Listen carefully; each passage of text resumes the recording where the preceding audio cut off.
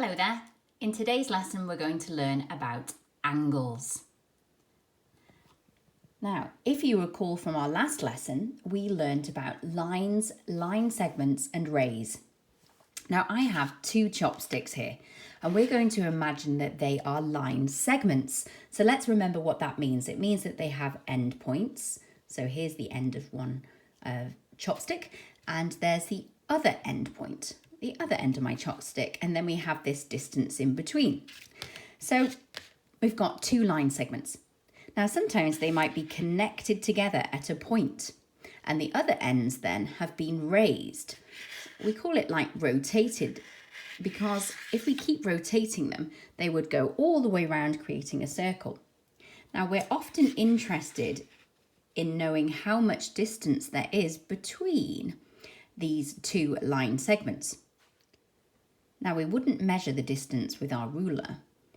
Instead, we have a new unit and they are called degrees. And we use a protractor, one of your math kit pieces of equipment, to measure the amount of degrees that are in between two lines, rays or line segments when they're connected at one end. And we call that end, the point where they're connected, its vertex.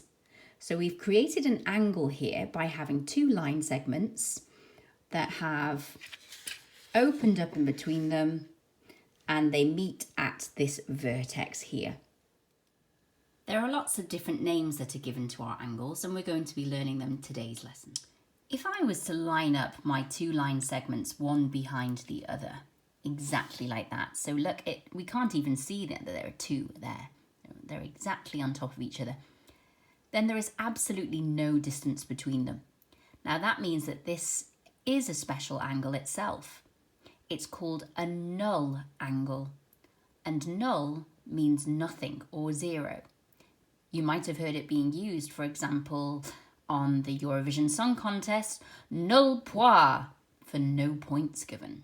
Now if I fix the one end together and I start to move my one line segment away from the other. So I'm going to keep one tight and I'm going to move the other. Then we're starting to create this, what we call rotation, which can actually be moved all the way around, a little bit like the hands on your clocks.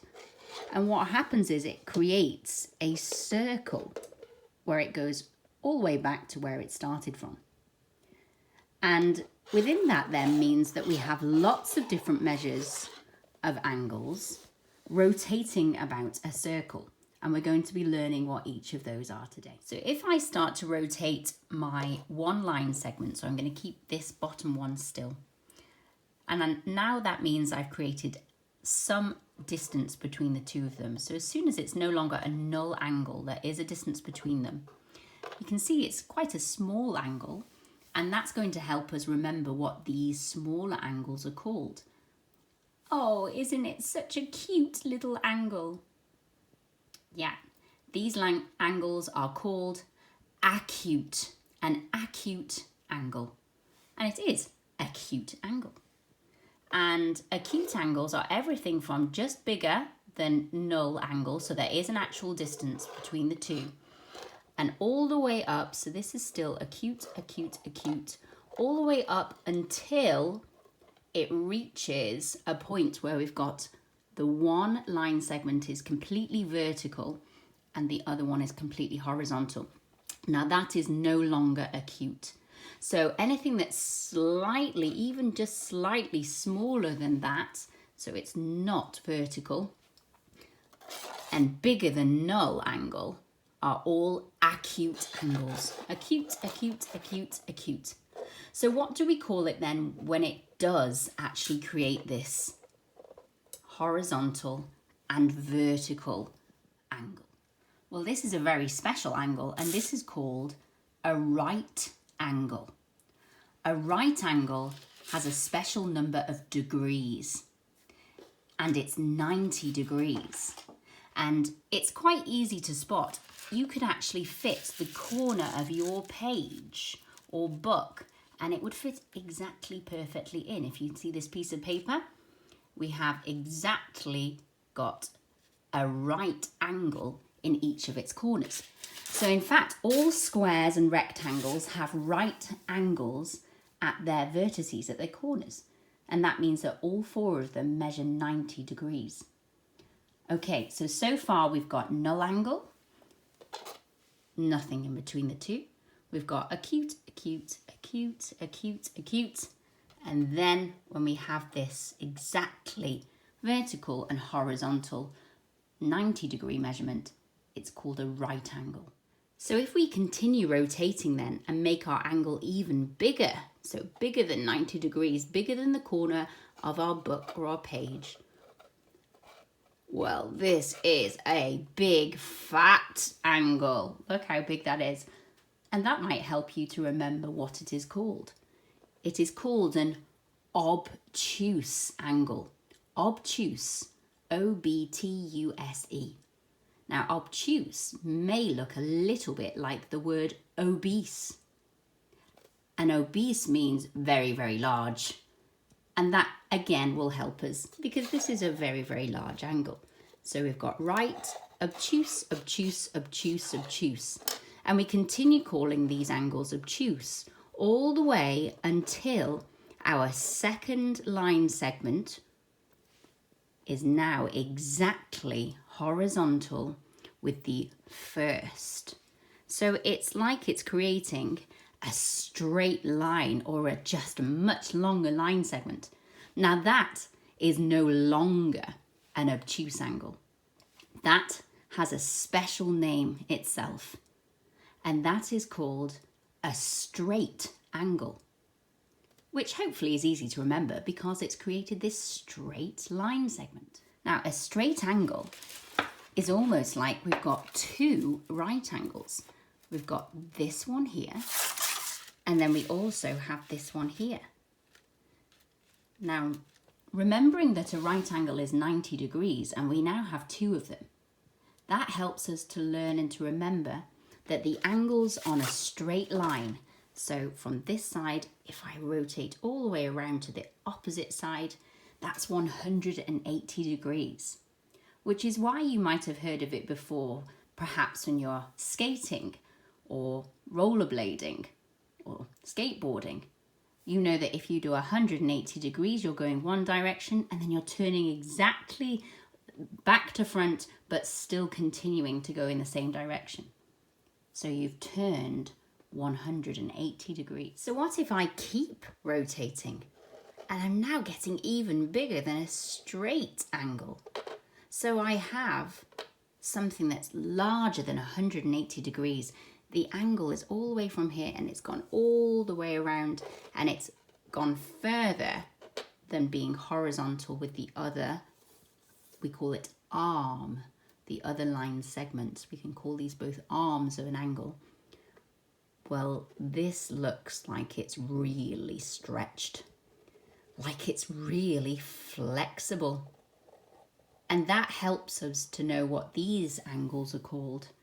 If you imagine that they were your arms, you've had to really stretch them around your body, and you'd have to be quite flexible to do it. Well, these angles are called reflex angles. So we've got straight angle, reflex, reflex, reflex, reflex. And in fact, the reflex angles are quite a lot of angles all the way up. Goodness me, it's gone all the way around, right the way up until, but not including, when we've made a complete turn. So what do we call it when we've made a complete rotation? Whilst it may look like they're both on top of each other again, like we started off with, it's no longer a null angle. It has made a complete full circle rotation. So we're actually looking at all the degrees. It's made a full circle, and that will help us to remember its name is a full angle. Now, if you imagine a full angle, we know that a straight angle had two sets of 90, and the underneath can also be another two sets of 90. So what does that make the angles in a circle, a full rotation, How many degrees will that make if it's the same as 4 right angles put together? Or 2 straight angles, the one at the top and the 2 at the bottom? Well, 2 lots of 180 or 4 lots of 90 is 360 degrees. So there are 360 degrees of measurement if we rotate a full circle. So you've learnt all the names of the different types of angles based on their rotation about a circle. So let's have a look at this using the computer software. At the moment, there are 2 line segments behind each other. There's no distance between them, so it's 0 degrees and it's called a null angle. As we start to increase the measurements between them, the number of degrees goes up. So you can see at the moment it's 38, 30, 40, and all of these angles are called acute angles. As soon as we get to 90 degrees, it's no longer acute, it's a right angle. If we get beyond 90 degrees, it's now obtuse, an obtuse angle. All of these are obtuse angles until we get to 180, straight line across, and that's a straight angle. We continue rotating and we now have reflex angles. Reflex angles all the way up to, but not including when we've made a full circle. Reflex, reflex, and when we get to 360, so all the way around, one more than that, that's a full angle. See if you can call out the names of the angles as we rotate the 2 line segments around, and you can see how it's tracing a circle in this case. At the moment they're behind each other, there's 0 degrees. What do we call that angle? It's null. Now we're creating some distance between the 2, like the clock's hand, and we've got, so acute, acute, then as soon as we get to 90 degrees, so this is exactly vertical and this is exactly horizontal, 90 degrees. Now notice, instead of having the curved arc to show an angle, so if I just go back slightly smaller to an acute angle again, we've used a curved line to show we're looking at this measurement.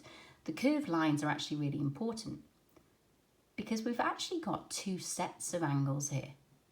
We've got the measurement in between the 2 line segments, but we could also look at the measurement on the outside.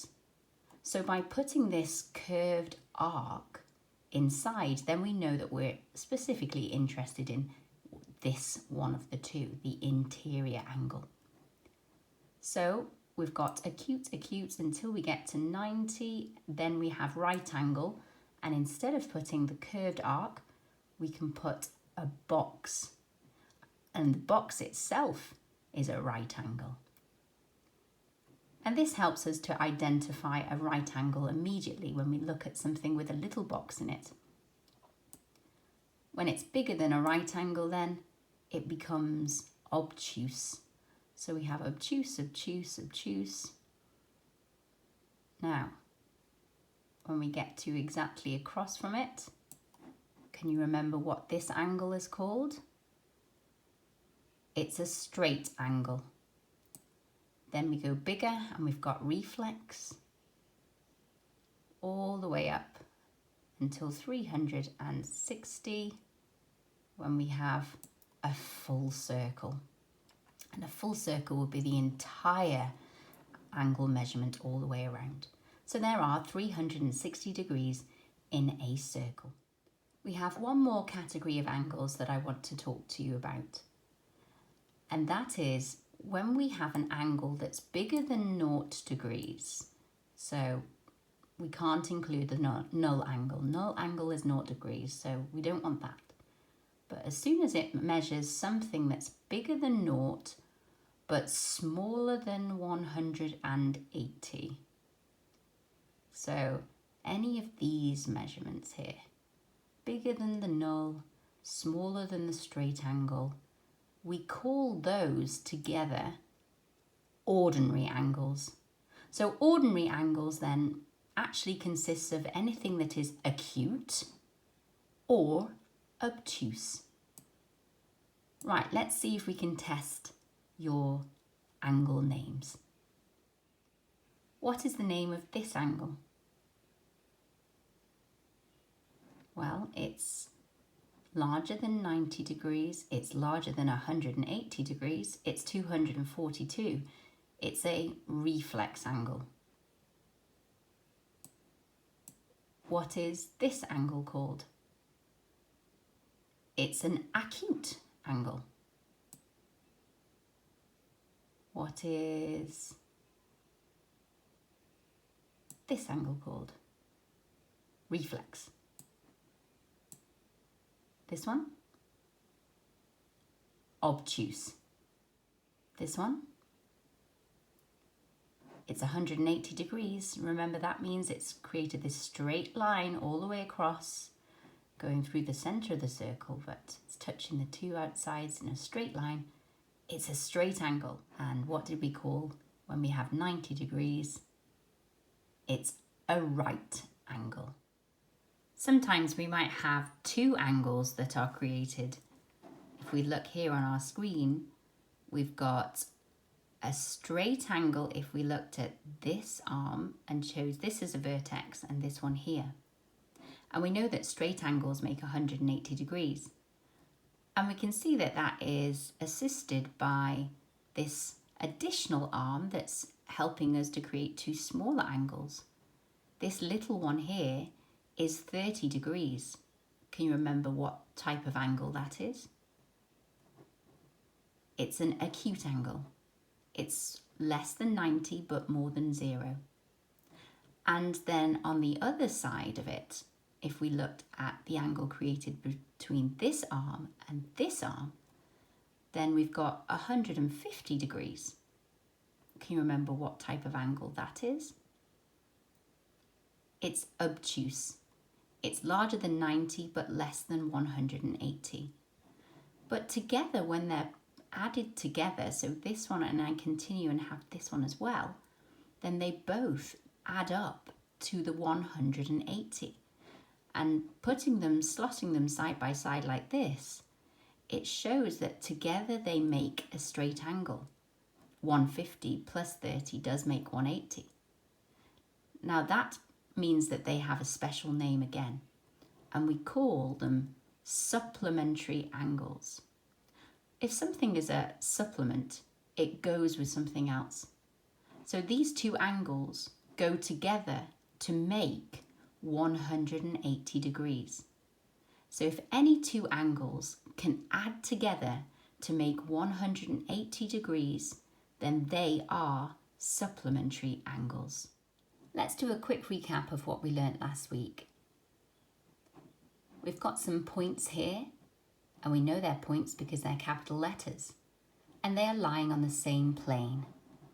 That means that all of these points are coplanar. Let's create, first of all, a line, the line AB. We know that there's no endpoints in a line, so there's no square brackets. Let's see what it looks like. There we have it. We know it goes on forever and ever, and it therefore is passing straight through A and straight through B. This has been drawn right to the edge of the plane, but we could simply have put arrows on both ends and made it a little bit smaller. Let's have a look if we now create the ray AG. It means that the end point is at A, hence the square bracket, but it's continuing through G and going on forever. What about the line segment FE? Well, that means we've got two endpoints, hence the square brackets around both F and E, and therefore we would not continue the line beyond either of those 2 points. Now, what about the measurement of CD? Notice that these little lines, remember that we learnt they mean what is the measure of, or the distance between the first point C and the first point D? Well, we know that that is the same as the length of the line segment CD. And if we put our ruler on it, it would measure 5.17 centimetres. What about the point of intersection of, and we have EB and FH. What are both EB and FH? They're both lines, as they don't have square brackets around the end. So let's have a look. There we have it. FH, the line is running through those 2 points. EB, the line is running through those 2 points, and they cross, so they intersect at this point here, the point of intersection. Just for fun, do you know what seems quite odd to me? Numbers that can't be divided by 2. Most odd. Thanks for listening, and I'll see you in the next lesson.